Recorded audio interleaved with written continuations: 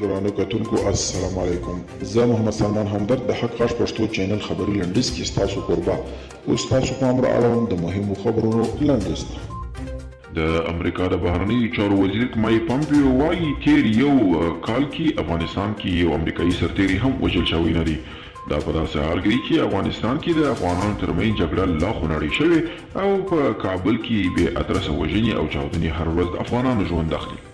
پاکستان د لشکرې طیبه ډلې یو قومندان له ترهګرو د مالي ملاتړ په تور نیولی دی.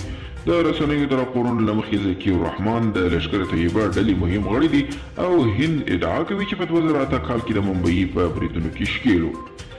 د افغان سولې په اړه باید د سیمه ییزو هیوادونو یو ګروپ رامنځته کړل شي.